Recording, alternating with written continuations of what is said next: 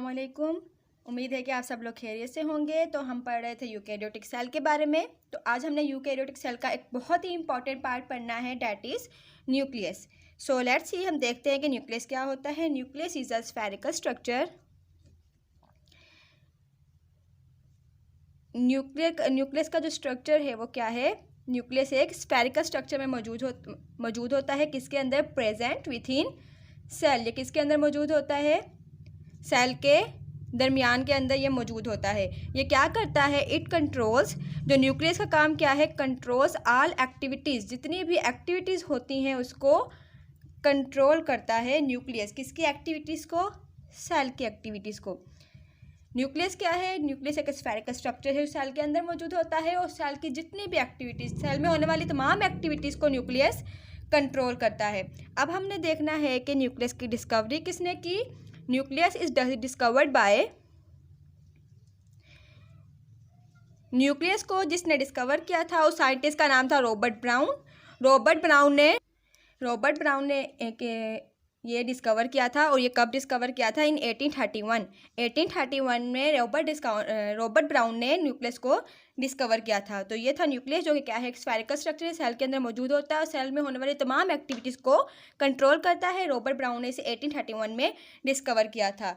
अब हम देखते हैं कि इसका स्ट्रक्चर कैसा होता है, structure of the nucleus. So let's see what is the structure of the nucleus. हम ऊपर पढ़ चुके हैं कि ये जो है एक स्फेरिकल स्ट्रक्चर के अंदर मौजूद होता है। Nucleus is a spherical structure surrounded by double membrane. इसके दरमियान साइड में क्या होती है? डबल मेम्ब्रेन मौजूद होती है। So nucleus is a spherical structure surrounded by double membrane. और उन मेम्ब्रेन को हम क्या कहते हैं? That membrane is called nuclear membrane. और उस मेम्ब्रेन को न्यूक्लियर मेम्ब्रेन कहा जाता है।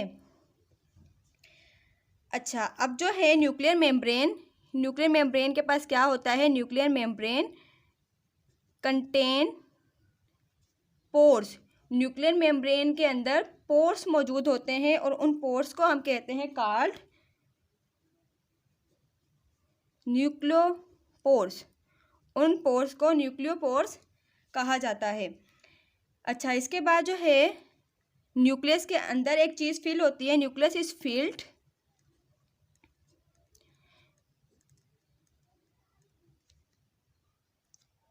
With protein rich substance. Nucleus के अंदर एक ऐसा सब्सटेंस मौजूद होता है जिसके अंदर प्रोटीन जो है हाई मिकदार के अंदर पाया जाता है। उस सब्सटेंस को हम लोग क्या कहते हैं? That substance is known as nucleoplasm. उस सब्सटेंस को हम न्यूक्लियोप्लाज्म कहते हैं। न्यूक्लियो की मीनिंग हमारे पास न्यूक्लियस एंड प्लाज्म जो है यहाँ पे किसको शो करता है? फ्लूइड को। मतलब वो फ्लूइड जो न्यूक्लियस के अंदर मौजूद होता है उसे हम कहते हैं न्यूक्लियोप्लाज्म, ठीक है। या इसके अलावा इसे जो है कैरियोलिम्फ भी कहा जाता है। It is also known as karyolymph. Karyo की मीनिंग भी हमारे पास क्या है? न्यूक्लियस है। एंड लिम्फ भी यहाँ पर किसको शो कर रहा है? फ्लूइड को शो कर रहा है। तो वो फ्लूइड जो न्यूक्लियस के अंदर प्रेजेंट होता है उसके अंदर काफ़ी मिकदार में सब जो है प्रोटीन पाया जाता है, उसको हम कहते हैं न्यूक्लियोप्लाज्म, यानी फ्लूइड ऑफ द न्यूक्लियस। अब ये जो न्यूक्लियोप्लाज्म है, न्यूक्लियोप्लाज्म कंटेन्स द नेटवर्क। ये एक नेटवर्क कंटेन करता है।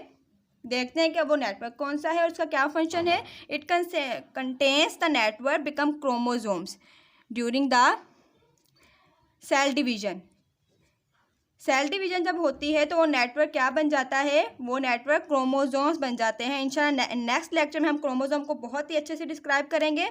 तो न्यूक्लियोप्लाज्म के अंदर एक नेटवर्क मौजूद होता है। जब सेल डिवीजन होती है तो नेटवर्क क्या बन जाता है? वो क्रोमोसोम बन जाते हैं। अच्छा, अब इनसाइड न्यूक्लियस के अंदर इसके अलावा देखते हैं और क्या होता है। देयर इज़ अ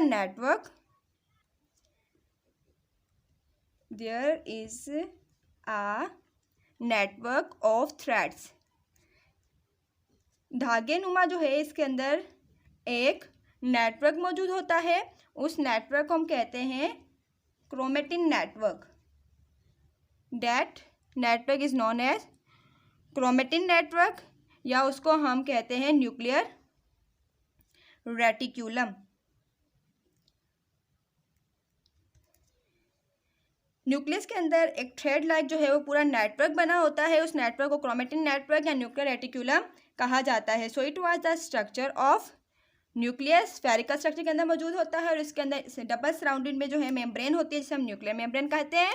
उस न्यूक्लियर मेम्ब्रेन के अंदर पोर्स मौजूद होते हैं, ठीक है। और न्यूक्लियस जो है पूरी तरह फिल होता है किस सब्सटेंस के साथ, न्यूक्लियोप्लाज्म के साथ। और न्यूक्लियोप्लाज्म में प्रोटीन की बहुत हाई मिकदार पाई जाती है। न्यूक्लियोप्लाज्म के अंदर एक नेटवर्क पाया जाता है, जो सेल डिवीजन जब होती है वो नेटवर्क क्या बन जाता है, वो थ्रेड लाइक स्ट्रक्चर बन जाता है जो कि क्रोमोसोम्स बन जाते हैं उससे, ठीक है। फिर न्यूक्लियस के अंदर एक और नेटवर्क पाया जाता है, थ्रेड लाइक नेटवर्क, जिसे क्रोमेटिन नेटवर्क या न्यूक्लियर रेटिक्यूलम कहा जाता है। So it was the structure of nucleus. अब हमने देखना है कि न्यूक्लियस के फंक्शन कौन से हैं। So let's discuss about the function of nucleus. Nucleus is a very important part of the cell. तो इसके जो फंक्शन होंगे वो भी ऑब्वियसली बहुत इंपॉर्टेंट होंगे। सो लेट्स सी, सबसे पहले जो इसका फंक्शन है वो क्या है, control all activities of cell. Cell में होने वाली तमाम एक्टिविटीज़ को कंट्रोल करता है। इसीलिए इसीलिए इसे क्या कहा जाता है, brain of the cell. Brain of the cell क्यों कहा जाता है, क्योंकि अगर हम अपनी बात करें तो हमारी जो है तमाम एक्टिविटीज़ को कंट्रोल कौन कर रहा है, ऑब्वियसली हमारा ब्रेन। इसी तरीके से अब जो सेल की एक्टिविटीज़ को कंट्रोल करेगा वो भी तो उसका ब्रेन ही कहलाएगा। इसीलिए न्यूक्लियस जो है सेल की तमाम एक्टिविटीज़ को कंट्रोल करता है। तो उन्होंने क्या किया, इसे ब्रेन ऑफ द सेल का नाम दे दिया।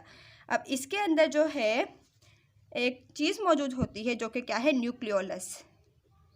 अब देखते हैं कि ये क्या चीज़ है। So nucleus is a spherical body present with in nucleus. Nucleus के अंदर एक स्फेरिकल बॉडी पाई जाती है जिसे क्या कहा जाता है, न्यूक्लियोलस कहा जाता है। अब न्यूक्लियोलस का क्या काम है, let's see what is the function of nucleolus. Nucleolus क्या करता है, during cell division,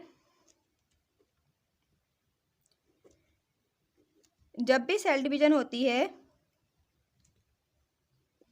it disappear, ये जो है वहाँ से ख़त्म हो जाता है, वहाँ से गायब हो जाता है, एंड रिपेयर आफ्टरवर्ड्स, और उसके बाद जो है दोबारा रिपेयर हो जाता है। जब भी जो है सेल डिवीजन होती है, ये जो न्यूक्लियोलस है वहाँ से गायब हो जाता है, ख़त्म हो जाता है। और सेल डिवीजन जैसे ही ख़त्म हो जाती है, सेल डिवीजन कंप्लीट हो जाती है, उसके बाद ये दोबारा से रिपेयर हो जाता है, अपेयर हो जाता है वहाँ पर।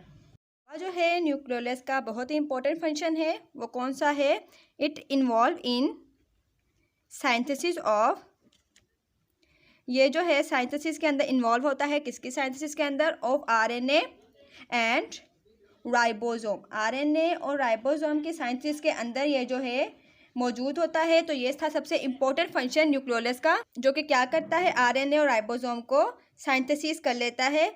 तो it was the complete lecture about the nucleus structure and function. I hope कि आपको कंप्लीटली समझ में आ गया होगा। अपना ख्याल रखिएगा। अल्लाह हाफिज़। नेक्स्ट लेक्चर में इंशाल्लाह हम पढ़ेंगे about chromosomes and structure and function.